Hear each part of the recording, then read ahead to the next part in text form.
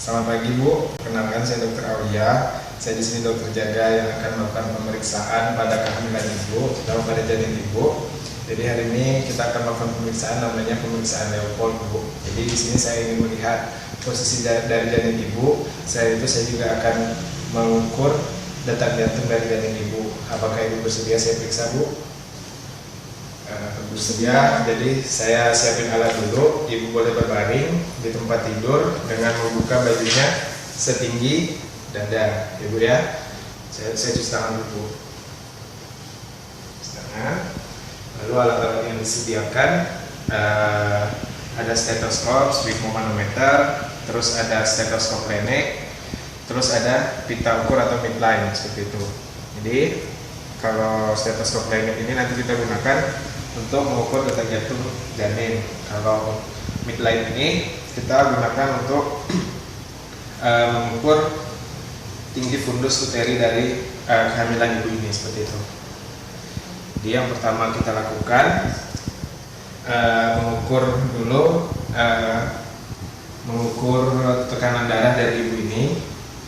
Lalu kita memeriksa status generalis dari ibu ini, yaitu kita melihat keadaan umum dari ibu ini, apakah dia pucat, terus ada tanda-tanda infeksi, terus gaya berjalannya saat dia datang ke kita tadi, itu semua seharusnya sudah dinilai sebelum kita melakukan pemeriksaan ini, seperti itu.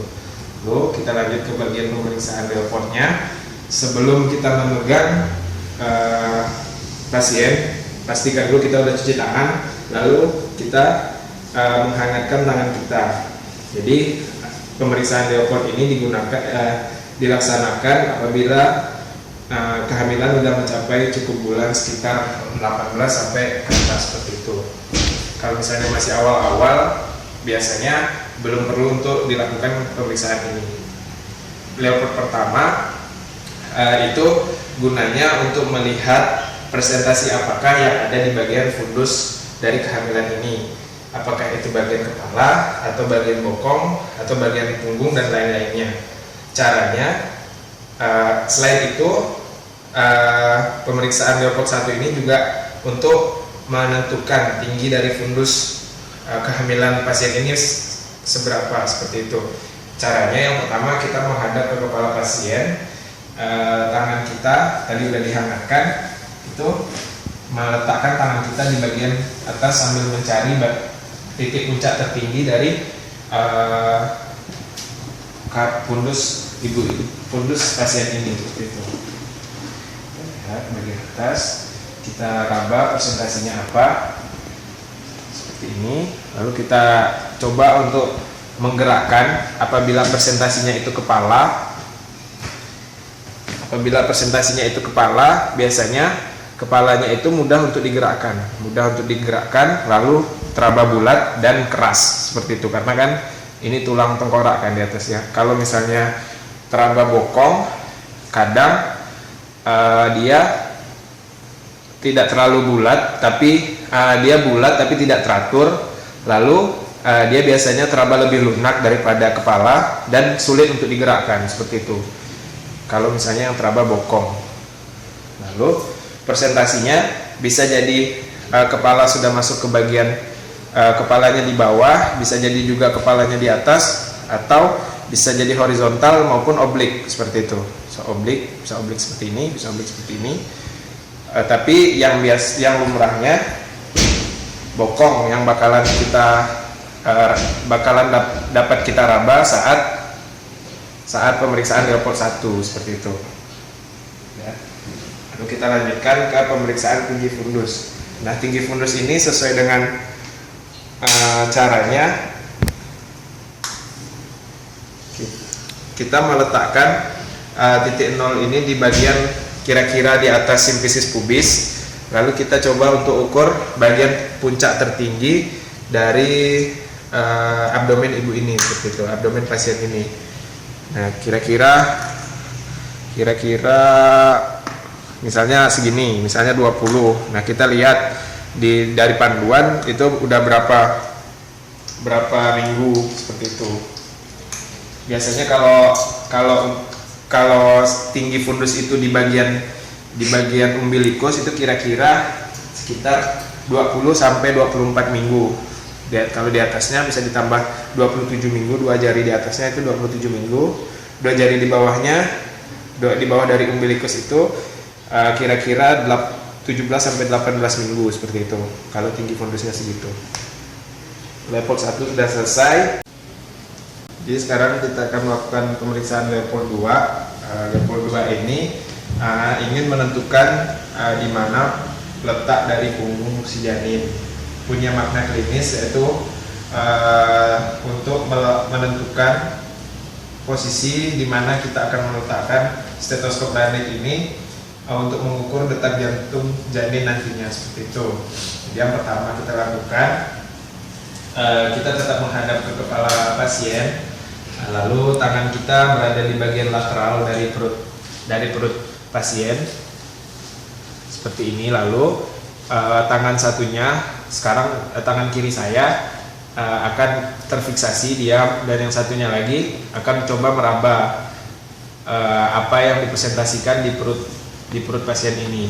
Jika yang teraba itu punggung, dia bakalan rata, lalu dia cembung dan tidak mudah untuk digerakkan seperti itu. Dia bakalan rata. Lalu kita coba di sebelah tangannya lagi, yang satunya terfiksasi. Sekarang ke tangan kiri dicoba untuk meraba. Kalau misalnya yang teraba itu adalah tangan atau kaki, dia bakalan tidak rata, dia bakalan ada pergerakan sedikit atau bahkan aktif sekali.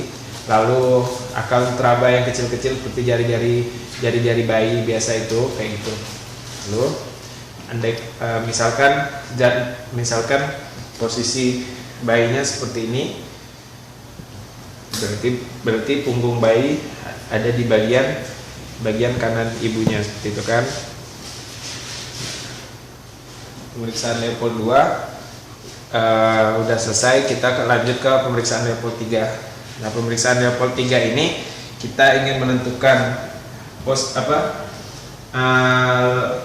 bagian terbawah dari janin yang ada di bagian uterus itu, apakah kepala atau bokong atau yang lainnya.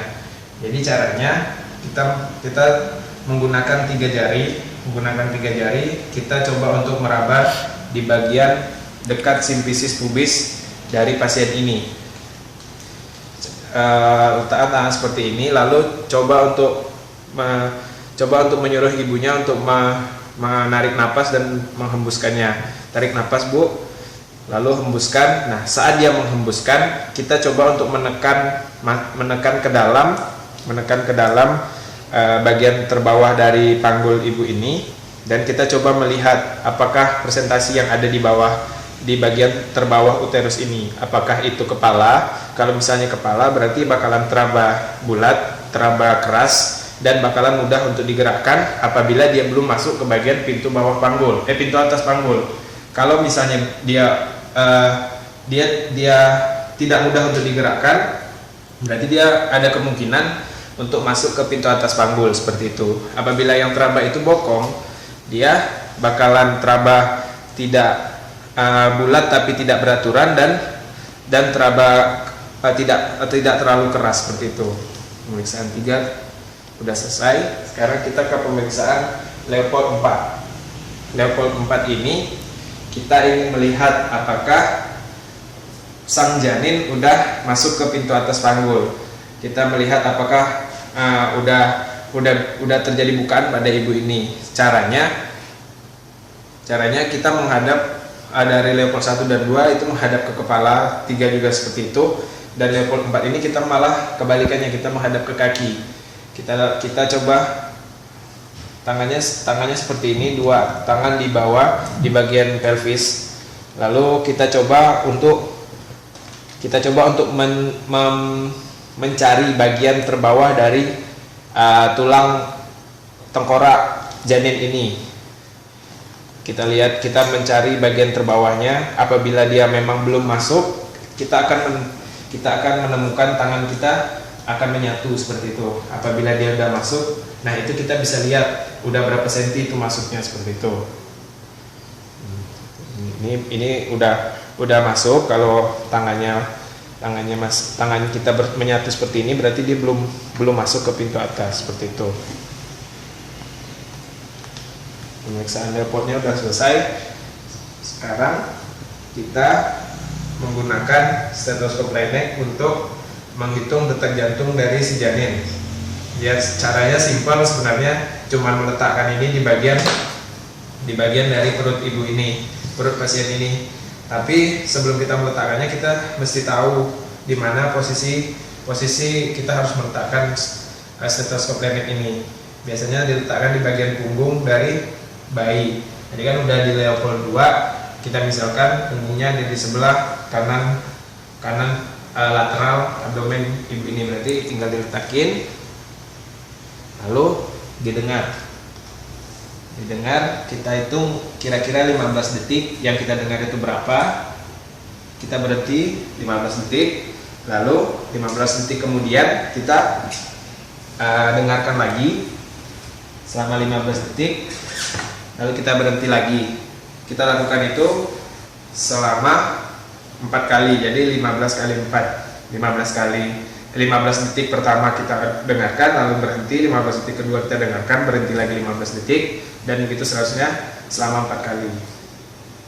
Selesai. Dan detak jantung normal untuk janin ini sekitar 120 sampai 160 kali per menit. Seperti itu. Terima kasih. Pemeriksaannya sudah selesai, jadi sekarang ibu boleh menggunakan pakaiannya kembali dan silakan duduk. Nanti saya akan melaporkan hasilnya. Jadi nanti kalau untuk pemeriksaan obstetri ini, Leopold manuver tadi, yang mesti dilaporkan, yang pertama tinggi dari fundus kehamilan ini seberapa, apakah setinggi umbilikus atau dua jari di atas umbilikus atau di bawah atau dan sebagainya.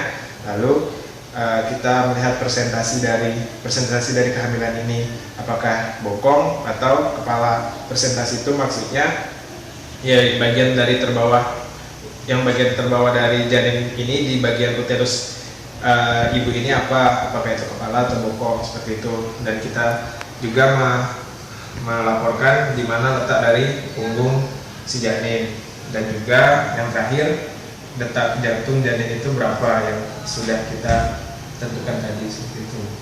Terima kasih.